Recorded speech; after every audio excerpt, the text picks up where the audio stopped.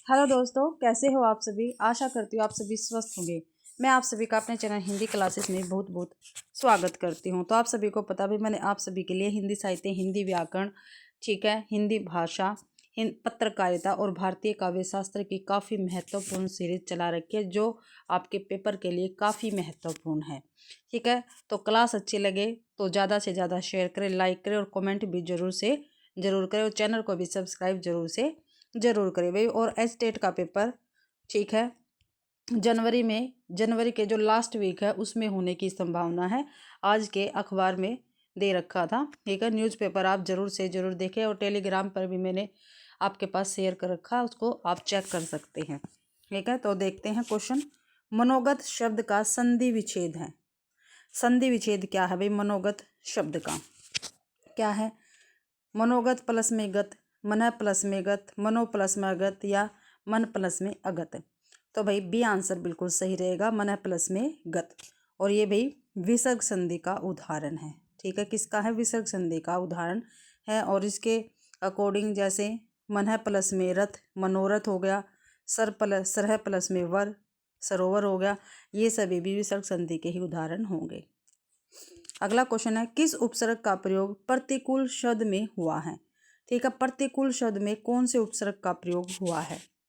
इनका कल की क्लास में मैंने उपसर्ग के बारे में आपको बताया था, ठीक है। उपसर्ग क्या होते हैं? वह शब्दांश जो किसी शब्द के पहले लगकर, ठीक है, नए शब्द का निर्माण करते हैं, उसको क्या कहते हैं? उपसर्ग कहते हैं।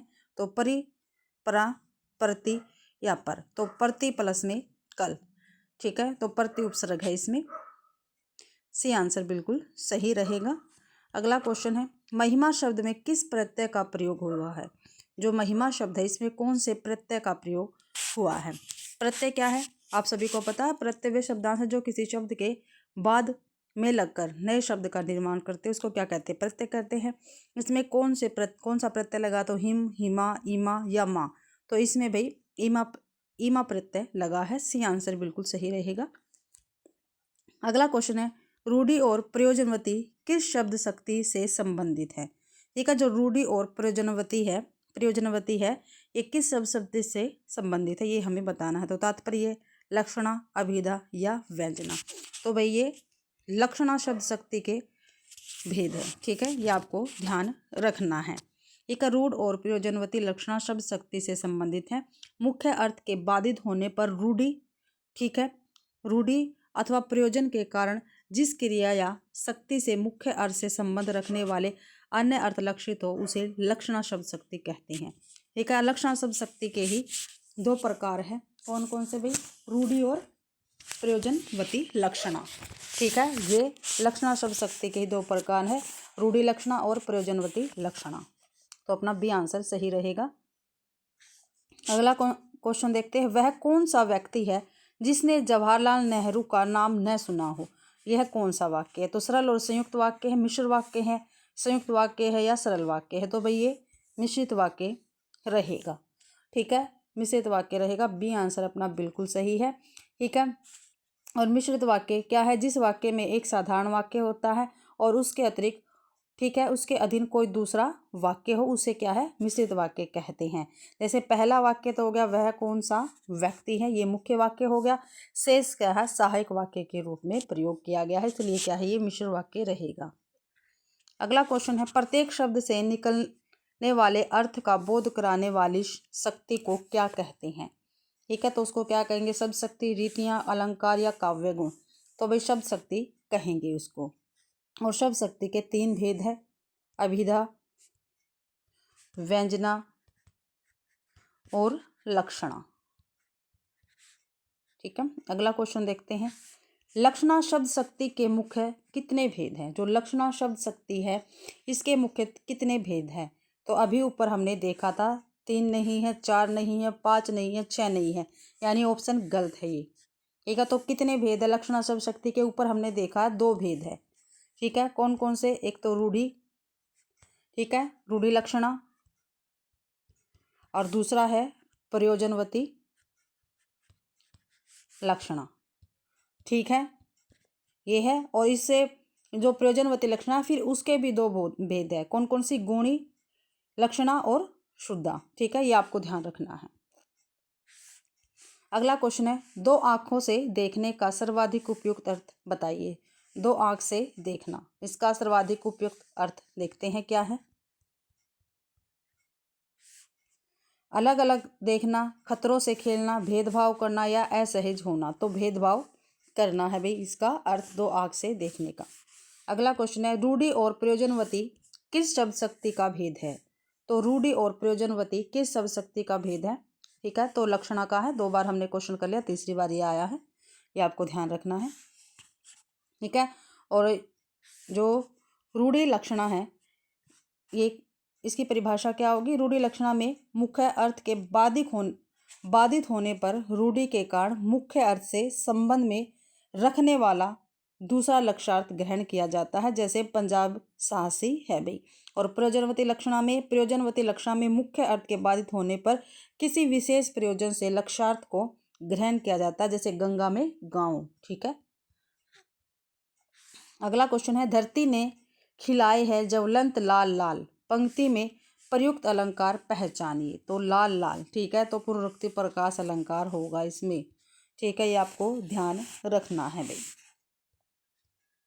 अगला क्वेश्चन है, निम्नलिखित में से कौन सी भाषा संविधान की 8वीं अनुसूची में वर्णित नहीं है। ठीक है भाई, 8वीं अनुसूची में वर्णित कौन सी भाषा नहीं है, ये आपको बताना है। सिंधी है, अंग्रेजी, कश्मीरी या नेपाली। तो अंग्रेजी जो है ये संविधान की 8वीं अनुसूची में वर्णित नहीं है। ठीक है, 8वीं अनुसूची में 22 भाषाएं हैं भाई। अगला क्वेश्चन है, अंधे के आगे रोने का क्या अर्थ है। ठीक है, अंधे के आगे रोने का क्या अर्थ है, ये हमें बताना है। तो संकट में होना, व्यर्थ प्रयत्न करना, माफ़ी मांगना, क्रोध करना। तो अंधे के आगे रोने का अर्थ रहेगा व्यर्थ प्रयत्न करना। बी आंसर अपना बिल्कुल सही रहेगा। अगला क्वेश्चन है, यदि किसी व्यक्ति को उच्चतम न्यायालय में कोई जनहित याचिका लगानी हो तो याचिका किस भाषा में लिखी जानी चाहिए। तो याचिका किस भाषा में लिखी जानी चाहिए भाई, हिंदी या अंग्रेजी में। याचिकाकर्ता अपनी मातृभाषा में, केवल अंग्रेजी में, 22 भाषाओं में से 22 भाषा में किसी भाषा में भी। ठीक है, तो केवल अंग्रेजी में। ठीक है, सी आंसर बिल्कुल सही रहेगा। यदि किसी व्यक्ति को उच्चतम न्यायालय में कोई जनहित याचिका लगानी हो तो याचिका केवल अंग्रेजी भाषा में ही लिखी जानी चाहिए, क्योंकि संसद ने उच्चतम न्यायालय में हिंदी के प्रयोग के लिए कोई व्यवस्था नहीं की है, आपको ध्यान रखना है। अतः उच्चतम न्यायालय केवल वही याचिका सुनी जाती है जो अंग्रेजी में हो। अगला क्वेश्चन है, भारतीय संविधान में राज्य की भाषाएं किस अनुसूची में वर्णित हैं। तो किस अनुसूची में वर्णित है भाई, अनुसूची 5, अनुसूची 8, अनुसूची 6 या अनुसूची 7। तो भाई भारतीय संविधान में राज्य की भाषाएं 8वीं अनुसूची में वर्णित है, ये आपको ध्यान रखना है। 8वीं अनुसूची में वर्णित और संविधान के भाग 17 में, ठीक है, अनुच्छेद 343 से 351 तक राजभाषा का प्रावधान किया गया है, ये आपको ध्यान रखना है। और इस संविधान की 8वीं अनुसूची में 22 भाषाओं को मान्यता प्राप्त है। अगला क्वेश्चन है, वर्तमान में भारतीय संविधान में कितनी भाषाएं हैं। तो कितनी भाषाएं हैं भाई, 22 भाषाएं हैं। बी आंसर अपना बिल्कुल सही रहेगा। और जिस भी बच्चे ने भाई मेरी जो शॉर्ट नोट हिंदी साहित्य की रिवीजन वाली क्लास नहीं देखी तो जाके उसको जरूर से जरूर देखे भाई। ठीक है, ये सभी मैंने उसमें अच्छी प्रकार से करवा रखे है, उसमें मेरे हस्तलिखित नोट है, उसके माध्यम से मैंने वो क्लास आपको प्रोवाइड करवा रखी है। तो प्लीज़ उस क्लास को जाके जरूर से जरूर देखिए। और हाँ भाई, जो मैंने शॉर्ट डाल रखी है वो शॉर्ट एक नंबर की है, तो प्लीज़ उन शॉर्टों को भी जाके जरूर देखें, 1 नंबर आपका बिल्कुल पक्का हो जाएगा। अगला क्वेश्चन है, लकीर का फ़कीर होना का सर्वाधिक उपयुक्त अर्थ बताइए। लकीर का फ़कीर होना का सर्वाधिक उपयुक्त अर्थ क्या है। तो देखते हैं भाई क्या है। परंपरा का अनुकरण करना, भीख मांगना, खुशी के समय विघ्न आ जाना, बेकार की बातें करना। तो लकीर का फ़कीर होने का सर्वाधिक उपयुक्त अर्थ क्या है, परंपरा का अनुकरण करना भाई। ठीक है, ये आंसर अपना बिल्कुल सही रहेगा। अगला क्वेश्चन है, अंधेरे घर का चिराग का अर्थ बताइए। तो इकलौता पुत्र, धनी व्यक्ति, भाग्यशाली व्यक्ति, घर में रोशनी होना। तो अंधेरे घर का चिराग का अर्थ है इकलौता पुत्र भाई। ठीक है, ये आंसर अपना बिल्कुल सही रहेगा। अगला क्वेश्चन है कभी नावगाड़ी पर कभी गाड़ी नाव पर का सर्वाधिक उपयुक्त अर्थ क्या है। ठीक है, कभी नाव गाड़ी पर और कभी गाड़ी नाव पर, तो इसका हमें अर्थ बताना है। तो गरीब की अमीर से तुलना नहीं हो सकती, परिस्थितियाँ बदलती रहती है, थोड़े ही दिन सुख मिलता है, खुद पर भरोसा रखना चाहिए। तो परिस्थितियाँ क्या है, बदलती रहती है। अपना बी आंसर बिल्कुल सही रहेगा। अगला क्वेश्चन है दिए गए विकल्पों में से किसे यह अधिकार है कि वह हिंदी अथवा किसी अन्य भाषा को उच्च न्यायालय की कार्यवाही की भाषा का दर्जा दे सके। तो भाई किसको अधिकार है ये, तो देखते हैं किसको अधिकार है। राष्ट्रपति की अनुमति से किसी राज्य का राज्यपाल, सुप्रीम कोर्ट का मुख्य न्यायाधीश, विधान परिषद या संसद का कोई सदन। तो भैया ए आंसर अपना बिल्कुल सही रहेगा, राष्ट्रपति की अनुमति से किसी राज्य का राज्यपाल, ठीक है, को यह अधिकार है कि वह हिंदी अथवा अन्य भाषा को उच्च न्यायालय की कार्रवाई की भाषा का दर्जा दे सके। अगला क्वेश्चन है अंकुश रखना सर्वाधिक उपयुक्त अर्थ बताना। जो अंकुश रखना है इसका जो सबसे सर्वाधिक उपयुक्त अर्थ है वो हमें बताना है। तो कौन सा है भाई, संकेत करना, बंधन रखना, दिल में रहना या पराजित करना। तो भाई अंकुश रखना का अर्थ है संकेत करना, सॉरी भाई संकेत नहीं, बंधन रखना आएगा। बी आंसर बिल्कुल सही रहेगा। अगला क्वेश्चन है भारत के संविधान के किस भाग के 4 अध्याय में राजभाषा संबंधित प्रावधान है। भारत के संविधान में, ठीक है, कौन सा ऐसा भाग है जिसमें, कौन से भाग के 4 अध्याय में, ठीक है, 4 अध्याय में राजभाषा संबंधी प्रावधान है। तो 16वें, 18वें, 15वें या 17वें। तो भाई 17वें अध्याय में मैंने अभी आपको ऊपर भी बताया था। अगला क्वेश्चन है डोंगरी भाषा भारत के किस राज्य क्षेत्र में बोली जाती है। जो डोंगरी भाषा है ये भारत के किस राज्य क्षेत्र में बोली जाती है। तो नागालैंड, पुडुचेरी, अंडमान एंड निकोबार द्वीप समूह, ठीक है, जम्मू और कश्मीर प्रांत है। तो डोंगरी भाषा भाई जम्मू और कश्मीर प्रांत में क्या है, बोली जाती है। डोंगरी जम्मू और कश्मीर के अतिरिक्त हिमाचल के कांगड़ा, ठीक है, उत्तरी पंजाब के कुछ प्रांतों में भी बोली जाती हैं। और 2003 में किसे भी डोंगरी भाषा को 8वीं अनुसूची में शामिल किया गया था। ये भी आपको ध्यान रखना है। अगला क्वेश्चन है पत्थर पर घास जमाना का सर्वाधिक उपयुक्त अर्थ बताइए। क्या भाई पत्थर पर घास जमाना का सर्वाधिक उपयुक्त अर्थ हमें बताना है। तो देखते हैं भाई सर्वाधिक उपयुक्त अर्थ इसका बड़ा कर कहना, प्रभावशाली होना, ना होने वाले कार्य को कर देना। सी आंसर बिल्कुल सही रहेगा अपना। अगला क्वेश्चन है 24वां जबरा मारे रोने ना दे का सर्वाधिक उपयुक्त अर्थ क्या है। क्या भाई जबरा मारे रोने ना दे। तो मात्र, बनावट शान, जरूर से बहुत कम मिलना, थोड़ी सी वस्तु से संतोष नहीं मिलता, ताकतवर का अत्याचार चुपचाप सहना पड़ता है। तो डी आंसर बिल्कुल सही रहेगा। और काफ़ी बार ये मुहावरा पूछा जाता है, ऊँट के मुंह, सॉरी लोकोक्ति पूछी जाती है, ऊँट के मुंह में जीरा, ठीक है। तो ऊँट के मुंह में जीरा इसका क्या अर्थ होगा, जरूरत से बहुत कम मिलना। अगला क्वेश्चन है भारत के संविधान में राजभाषा अधिनियम कब पारित किया गया। तो कब पारित किया गया था भाई भारत के संविधान में राजभाषा अधिनियम, 1963, 1976, 1967, 1962। तो भाई 1963 ईस्वी में, ठीक है, भारत के संविधान में राजभाषा अधिनियम 1963 में पारित हुआ। और 1963 के अधिनियम में यह व्यवस्था भी की गई कि केंद्रीय सरकार द्वारा राज्यों से पत्राचार में क्या है, अंग्रेजी के प्रयोग को उसी स्थिति में समाप्त किया जाएगा जब सभी अहिंदी, ठीक है, अहिंदी भाषा राज्यों के विधानमंडल इसकी समाप्ति के लिए संकल्प पारित कर देंगे। ठीक है, ये आपको ध्यान रखना है। और ये क्लासें मैंने आपको प्रोवाइड करवा रखे, मेरे चैनल पर प्ले लिस्ट बनी रही हुई है, आप जाके वहाँ पर देख सकते हैं। अगला क्वेश्चन है अरहर की टट्टी गुजराती ताला का सर्वाधिक उपयुक्त अर्थ बताना है। जिसने जो चीज़ देखी न हो वह उसका हाल क्या जाने, स्वावलंबी बनने में ही आनंद है, दोहरा लाभ, सामान्य वस्तु की बहुत बड़ी हिफाजत। ठीक है, तो डी आंसर बिल्कुल सही रहेगा, अरहर की टट्टी और गुजराती ताला। डी आंसर अपना बिल्कुल सही है। अगला क्वेश्चन है, अवतरण दे रखा भाई एक, इसको ध्यानपूर्वक पढ़ना है, फिर इससे संबंधित हमें क्वेश्चन करने हैं। तो हंसी शरीर के स्वास्थ्य का संदेश देने वाली है। अभी हंसी शरीर के स्वास्थ्य का संदेश देने वाली है। वह एक साथ ही शरीर और मन को प्रसन्न करती है, पाचन शक्ति बढ़ाती है, रक्त को चलाती है और अधिक पसीना लाती है। हंसी एक शक्तिशाली दवा है। एक डॉक्टर के अनुसार हंसी जीवन की मीठी दवा है। आनंद से बढ़कर बहुमूल्य वस्तु मनुष्य के पास और नहीं है।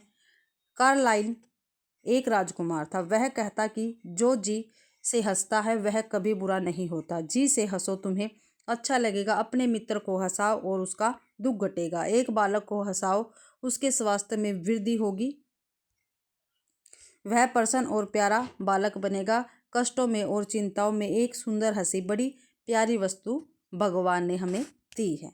अब इसके हम क्वेश्चन आंसर देखते हैं भाई, और जो अवतरण है उसके अकॉर्डिंग ही हमें इन क्वेश्चनों का आंसर लगाना होता है।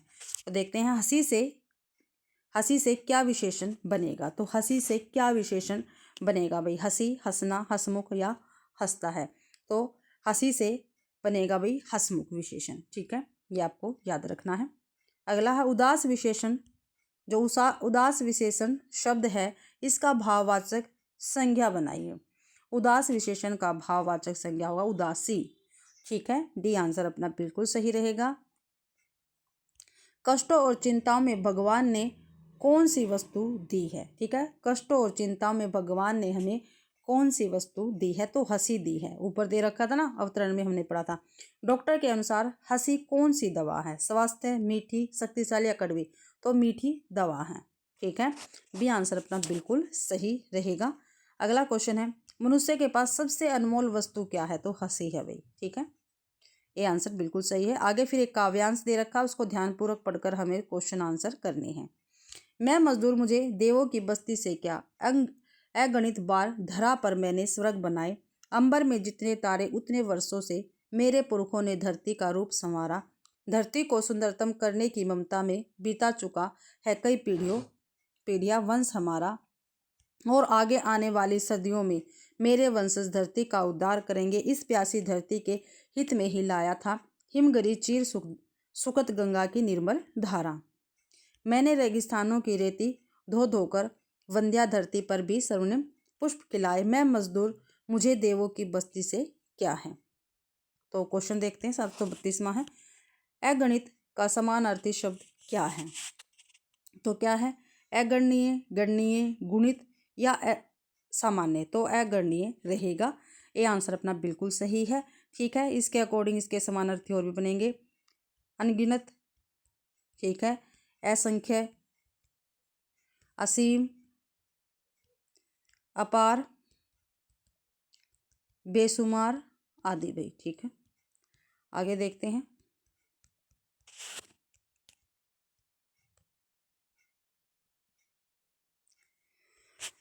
अगला क्वेश्चन है, इनमें से कौन सा शब्द धरती का पर्यायवाची नहीं है। तो धरती का पर्यायवाची इनमें से कौन सा नहीं है। मही है, वसुधा है, भू है, लेकिन दीर्घ नहीं है भाई।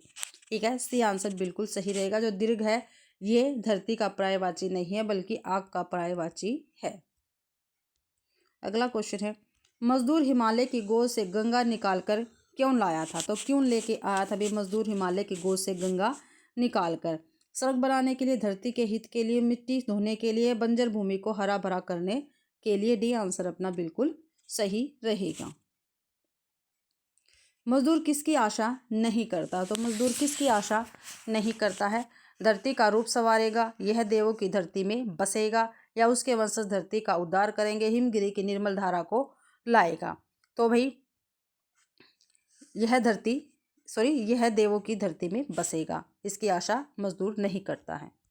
अगला क्वेश्चन है, बंध्या धरती पर भी स्वर्णिम पुष्प खिलाए से कवि का तात्पर्य क्या है। बंजर धरती को फसलों से हरा भरा करना। ठीक है, अपना ए आंसर बिल्कुल सही रहेगा। काव्यांश के आधार पर अपने क्वेश्चन आंसर हम कर रहे हैं।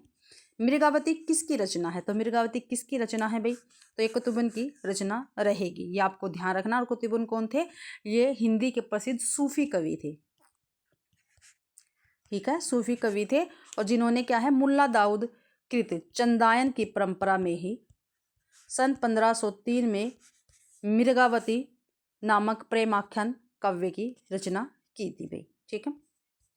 अगला क्वेश्चन, निम्न में से कौन सा उपन्यास धर्मवीर भारती जी का नहीं है? तो चारूचंद्र लेख, सूरज का सातवां घोड़ा, प्रारंभ व समापन, 11 सपनों का देश। तो चारूचंद्र जो उपन्यास है ये धर्मवीर भारती का नहीं है और तीनों के तीनों धर्मवीर भारती के। चारूचंद्र लेख हजारी प्रसाद द्विवेदी जी का उपन्यास रहेगा।